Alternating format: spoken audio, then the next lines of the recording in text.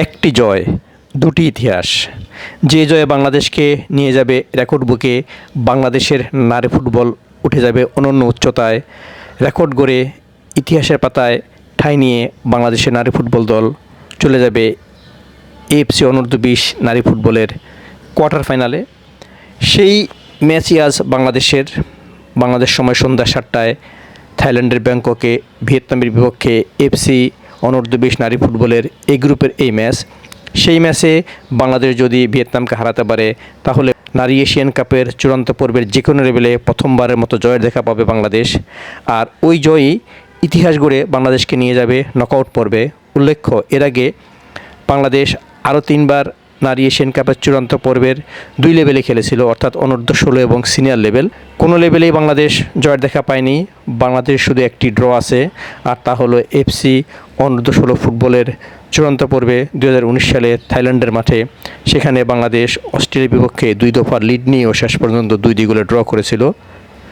সেই প্রেরণায় উজ্জীবিত হয়ে আজ বাংলাদেশ যদি ভিয়েতনামকে হারাতে পারে তাহলে তারা এ গ্রুপের তৃতীয় দল হিসাবে চলে যাবে কোয়ার্টার ফাইনালে।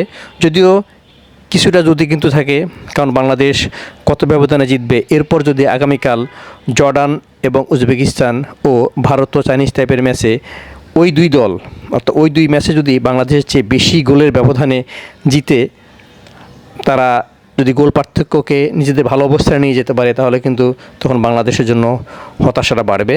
সেটি অবশ্য পরের হিসাব। বাংলাদেশকে আগে নিজের কাজ করে রাখতে হবে।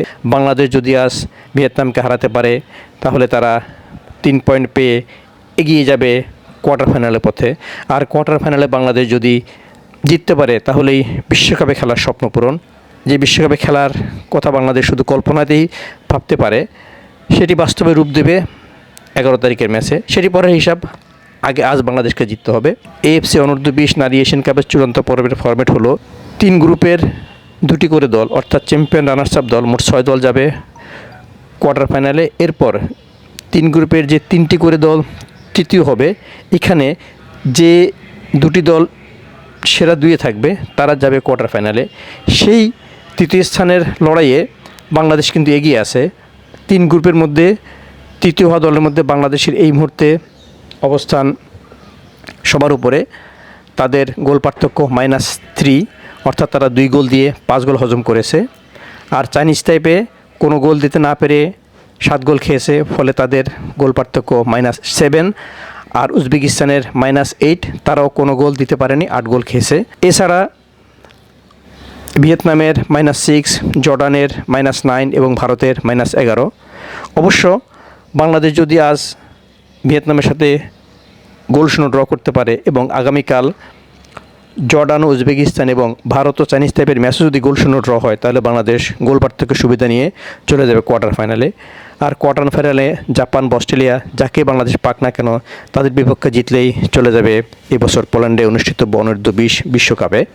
বাংলাদেশ যদি ভিয়েতনামকে হারাতে পারে তাহলে হবে ইতিহাস, হবে বদলা নেওয়া। প্রথমবারের মতো নারী এশিয়ান কাপের যে কোনো লেভেলে চূড়ান্ত পর্বের প্রথম জয়ের দেখা আর কোয়ার্টার ফাইনালে খেলা। সেটা পারবেন কিনা সাগরিকা, অমহেলা মার্মা, অর্পিতা বিশ্বাস, সৌরবেকন প্রীতি, তৃষ্ণা রানী, মিলি আক্তার, আফিদা খন্দকাররা তার সময় বলে দেবে। তবে এখন পর্যন্ত বাংলাদেশের যে অবস্থান, যে অগ্রবর্তী অবস্থানে আছে তা কিন্তু আশা জাগাচ্ছে। পুরো দেশবাসী এই নারী ফুটবল দলের দিকে চেয়ে আছে, তারা যেন ইতিহাস গড়ে থাইল্যান্ডের মাঠ থেকে বিশ্বকাপের টিকিট কাটতে পারে, সেটা সবাই চাচ্ছে। তাদের দিকে তাকিয়ে পুরো দেশবাসী।